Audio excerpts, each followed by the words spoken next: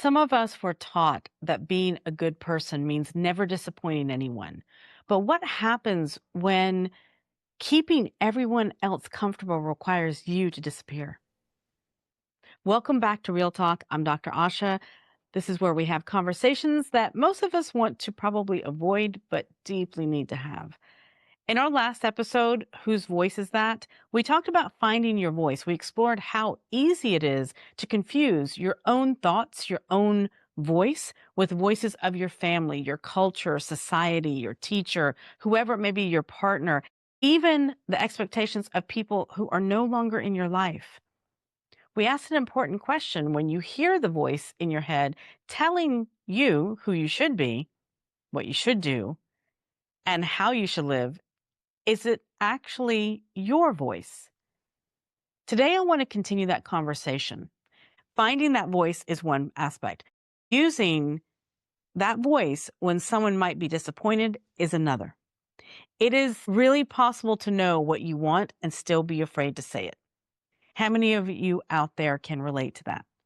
It is possible to hear your own voice clearly and still silence it because you don't want to upset anyone. It's possible to recognize your truth and then abandon it in the moment someone looks uncomfortable.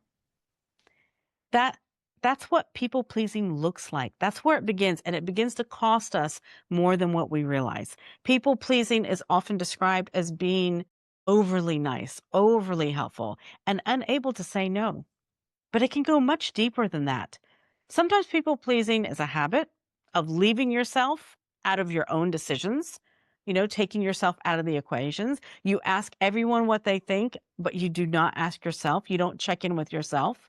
You consider everyone else's needs, moods, schedules, preferences, expectations, but your own barely make that list that you're looking at. You become highly skilled at reading the room, but disconnecting yourself from reading yourself, really. You notice when someone's irritated. You notice when the mood changes or the tone changes. You notice the pause before someone responds. You notice everything. And before they even tell you what they're feeling, you're already trying to fix it.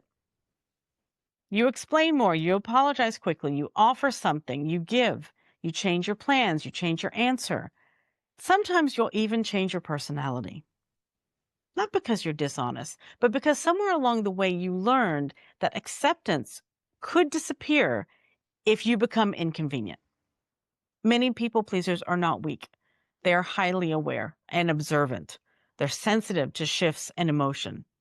They often become excellent at anticipating the needs of others because at some point, the awareness helped them feel safe, loved, included, or valued. I find this a very important topic to talk about as it relates to our health and well-being, because if we are in this people-pleasing role, we can tend to get burnt out very easily.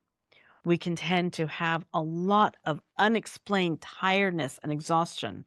There are many different reasons that we could be having whatever health issue that we might be dealing with, whatever our challenges are, and we should always consult a healthcare provider. But this topic today is very important to me because I have seen this over and over again in my clients, in my coaching clients especially, where people have grown up in a home where being helpful was praised. And there's nothing wrong with it, but maybe conflict made them anxious, and it made them become an overachiever later. Maybe they were taught that good children don't talk back, so they learned not to use their voice.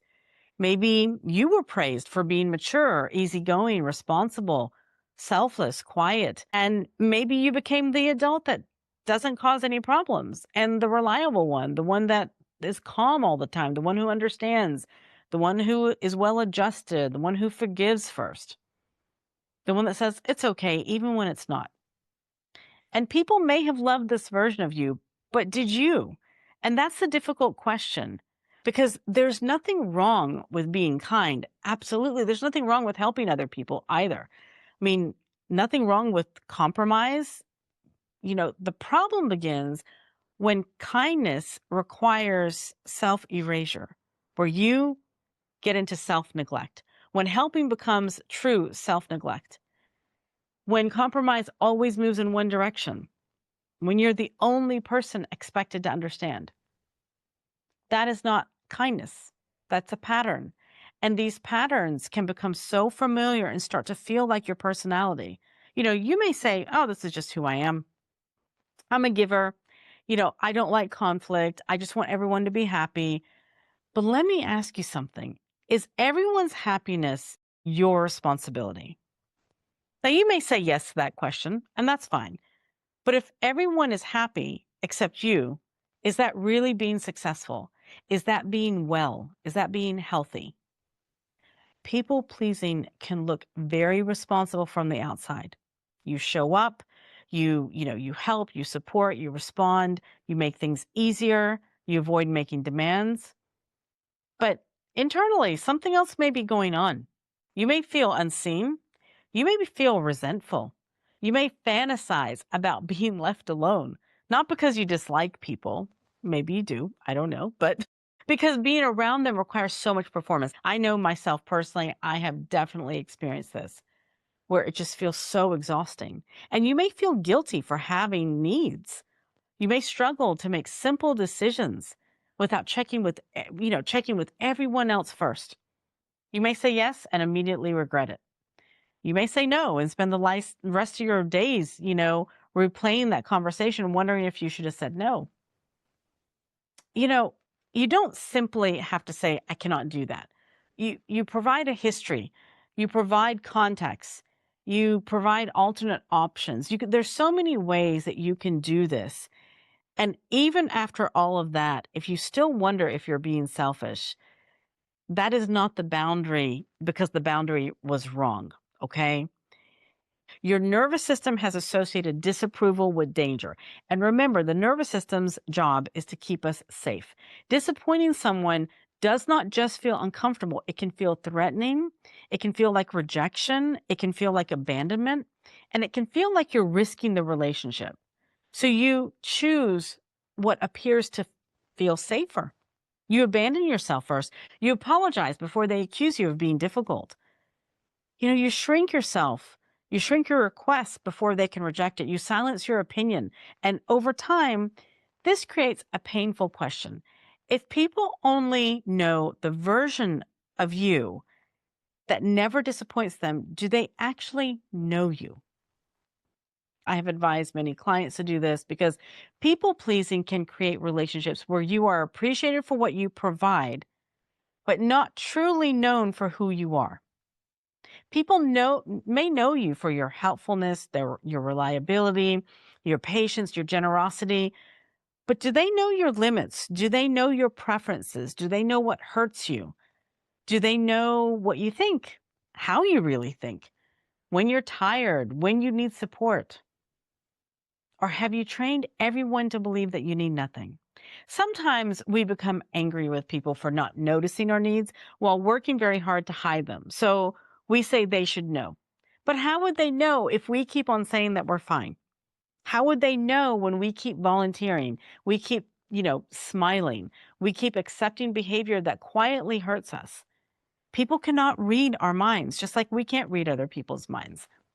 This doesn't mean that other people have no responsibility because they do. Careful, loving people pay attention. Healthy relationships include curiosity, empathy, mutual effort, mutual respect for one another. But part of reclaiming your voice is accepting that people cannot consistently respect boundaries you never express. They cannot respond to the needs you continually deny. They cannot know the real you. Maybe you don't even know the real you. Because you've gotten so used to presenting and performing the most agreeable version. And this is where the work becomes uncomfortable. Because when you stop people pleasing, some people will say you've changed, and they will be correct. But we don't like to hear that. Whenever somebody says you've changed, you are no longer volunteering for everything. You no longer accept an invitation. You're no longer available for everyone. You're no longer explaining every decision. Some people will call this selfish, and some people will call it that you're being distant. Some people will say that you have an attitude, like accuse you of thinking that you're better than them.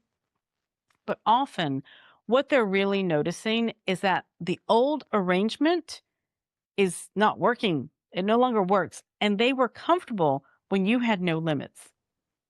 How many of you have dealt with this? I know I have. And this is why I find it very important to talk about, because when people get comfortable for you saying yes when you really want to say no, or agreeing to everything, this is about personal growth. Your growth may feel like rejection to someone who benefited from your lack of boundaries for years.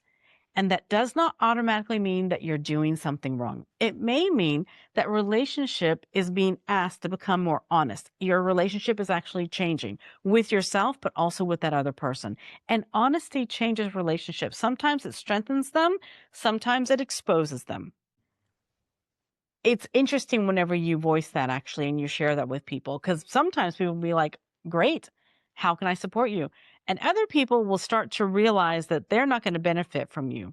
Some will respect you as a person with your own needs. Other people will resist. They'll push. They will guilt you. They'll remind you of everything that they have done for you. They'll try to guilt you into doing it. And it tells you whether the relationship was built on connection or you being compliant. Okay. Imagine a friend calls you and asks you to help with something this weekend, and you are truly exhausted and you have been looking forward to resting. Your immediate internal answer is no, I cannot do that. That's your voice. That's your internal voice. But then another voice enters, says, they will think that I don't care. Oh, they've helped me last year. They might get upset. What kind of friend am I if I say no? Maybe I should just do it. The second wave of thoughts are often the people-pleasing thoughts taking over, whether they're your own, whether you've learned them, and you override that first answer and you say yes. You feel guilty, you're angry at yourself. You feel unappreciated, but you never communicated what the request would cost you. Now imagine if you had a different response. I care about you, but I cannot help this weekend. I need time to rest. That's very clear, it's very respectful, and it's complete. You don't have to over-exaggerate, over-explain.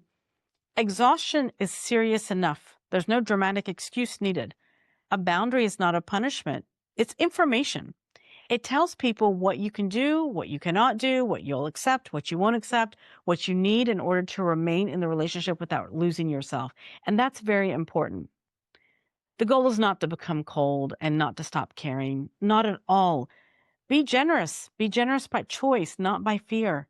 To help because you genuinely want to, not because you're afraid of what will happen, what the consequences will be. This requires some time and the ability to tolerate disappointment. Not your own disappointment, other people's disappointment.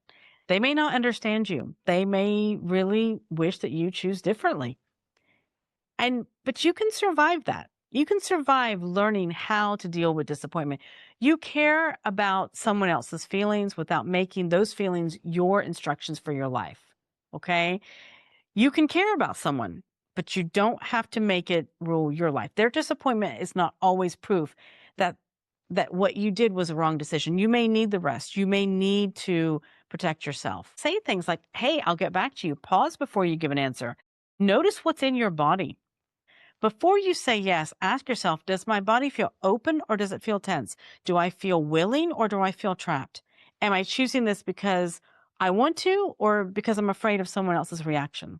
Your body's going to tell you exactly what you need to do. And it's okay if it takes time. You know, if you've spent years listening to everyone else's voice, your own voice may sound quiet in the beginning, but quiet does not mean that it's absent. It's still there. Finding your voice is about taking some time to reflect upon, and each time you pause, telling the truth to yourself, expressing a need, honoring a limit, that voice becomes easier to recognize and it becomes stronger and louder. You can be loving and say no. You can be generous and protect your energy. Maybe your mind says no, but your mouth says yes. You know, maybe you feel hurt, but you say it's fine. Don't judge yourself about these things. Just notice it. Take some time to observe. You deserve relationships where you do not have to vanish in order to be loved or to exist. You deserve to be known and not just needed. You deserve to be heard and to hear your own voice without immediately asking whether it will upset someone. I want to thank you so much for joining me for this episode of Real Talk. If this conversation made you think of someone who's always giving, always adjusting, always putting themselves last, share this episode with them. And please be sure to answer this question in the comments. What is the one thing that you are ready to stop apologizing for? Remember to like and subscribe and join me for the next episode. Thank you so much. Until next time.